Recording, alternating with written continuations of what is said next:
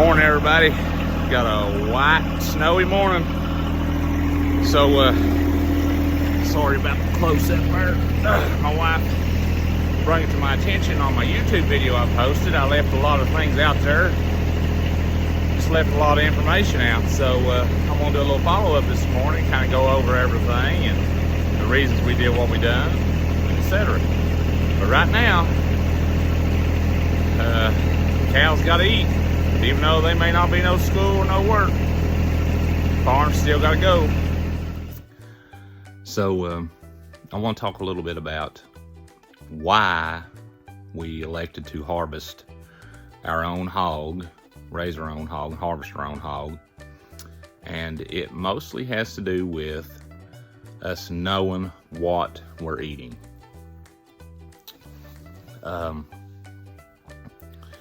You know, you put a lot of trust in big corporations, you know, to raise their animals a certain way, but a body really don't know what goes on behind the scenes. So outside of being in our heritage, our way of life, the Appalachians here, I just feel like I can have more control over what our hog eats, how it lives, which trickles down to the quality of the meat, even as much as how clean we are when we butcher. You know, that all reflects on our meal at the end of the day.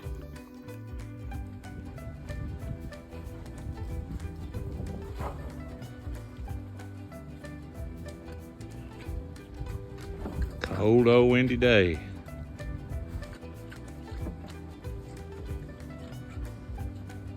Hog is kind of scratching around. I'm holding off the feed today because his time's a coming.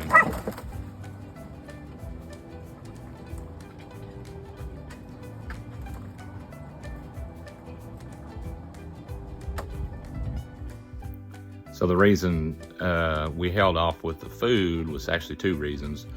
One, so the hog would be easy to be persuaded out of the lot because of the mud. I didn't want to have to deal with killing him in the mud, getting him out of the lot. The other reason is so that his intestines would be somewhat empty, so that he would empty out and I wouldn't have to be dealing with fecal matter, because that's a big deal to my understanding.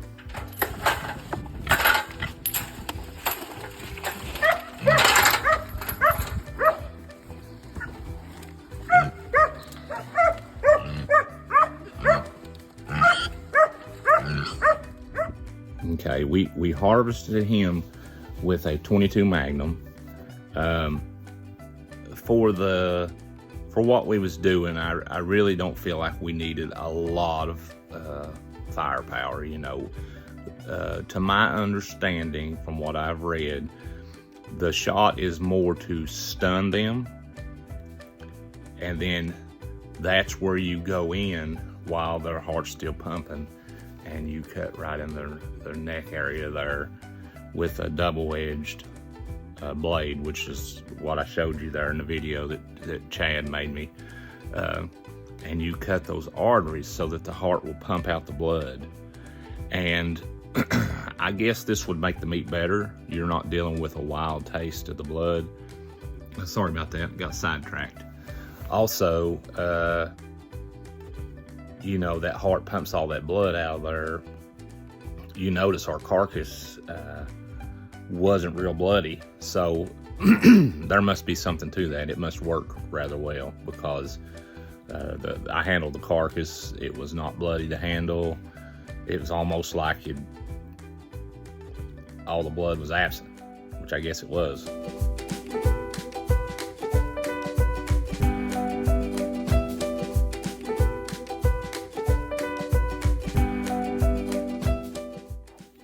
As far as preparing the hog before you start skinning and butchering, I would say immediately after you shoot it, you take it to a water hose and you wash it really good, unless you're planning on scraping it. I know in my other video I said I kind of feel like that scraping would be cleaner, and I do believe that. But for our situation this time, we elected to skin. I ended up spraying the carcass off right as I was getting ready to gut it, and my wife's like, you know, we're gonna have to clean that a little bit. So I broke down, sprayed him off before I finished gutting it.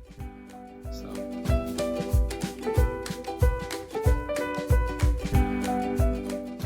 Before you gut it, you'll want to cut around the anus. You seen in that video, and there's a picture, and you want to cut around the anus back in there, but not cut into the poop chute, the tube out. And you want to tie that off very tightly with, I just used some hay string, some kind of string, to keep any fecal matter from leaking out of there. The poop chute, the intestines will come through the inside. There's I guess a hole in the pelvis that it comes through, and it will, when you gut it, all that will pull back through the pelvis.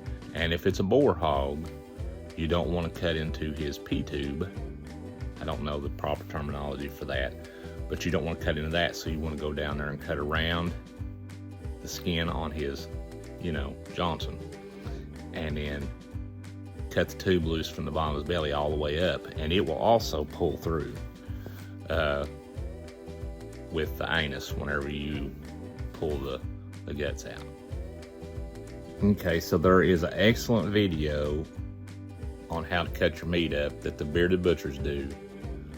It's on YouTube. I've watched it 2 or 3 times. Me and the wife watched it, and we actually watched it some while we was cutting the carcass up. And for the most part, it'll give you a good idea on how to get your cuts of meat. What time it takes you to get it? You're going quickly again. Oh.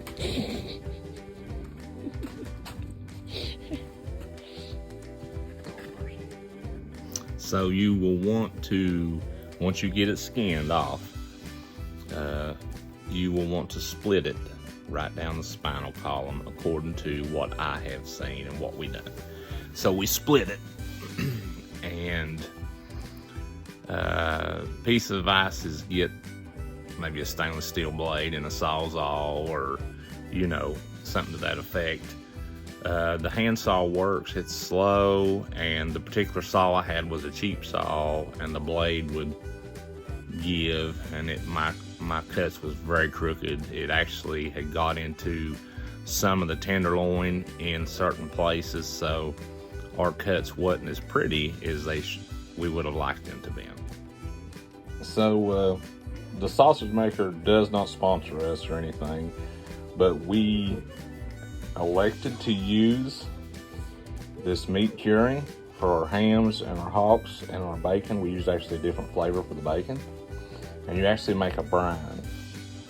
It tells you there how much non-chlorinated water, so you have to use like a distilled water, and you mix up this brine, and it sits in the brine for multiple days, which kind of takes the place of the old brown sugar and salt cure with the like with the old style country hams.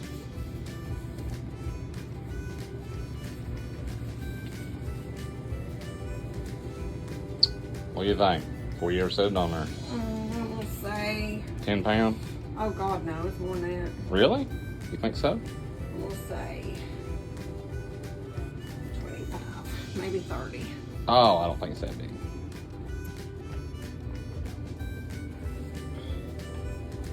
17.6, almost 20 pounds. That's decent ham. Decent ham.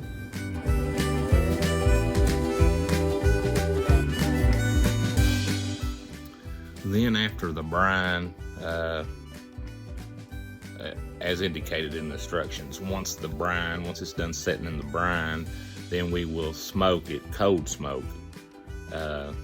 We will smoke it probably with some hickory chips or apple wood, something, a nut or fruit tree. and we will cold smoke it as suggested in the instructions, and then it'll go in our freezer till time to eat it.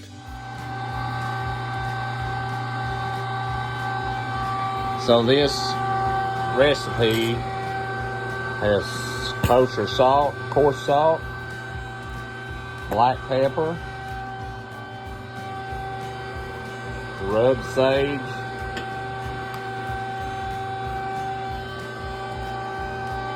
and a little bit of crushed red pepper. And we're going to sample it and see what it tastes like.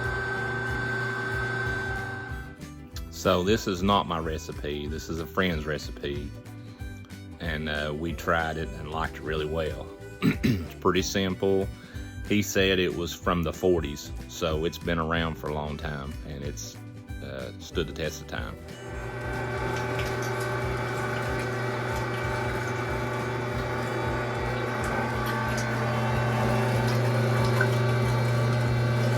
How many horses is that?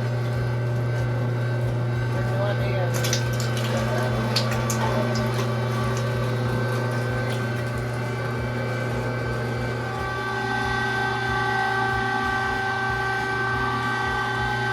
Smells good.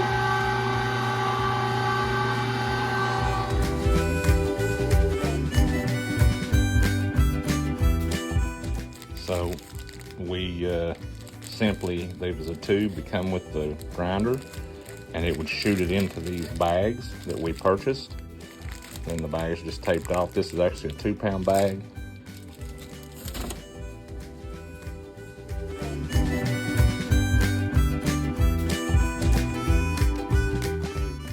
So the hog was kind of small for our first harvest, and being the lack of experience, I was actually thankful for a small hog. So he weighed 232 pounds. That was before gutted, so he was considerably smaller than that. We have raised some big hogs here on the farm in excess of 600 pounds. However, we have never took on butchering, and I feel like it was a good experience starting with small hog. So the grinder was an LEM, I think it's a number 22. It's a 1 horsepower grinder, and you don't have to have something like this to start out with, but we had burned up several cheaper Lowe's and Walmart grinders, so we elected to go with something a little heavier duty. And we actually bought the mixer that fits this, that fits on this. Hey Mom, What? was that a job? Absolutely. It was a chore, wasn't it? Would you do it again? I've done it all my life, dear. It's just another day. In your opinion, is it worth the work? I'll let you know when I eat some more.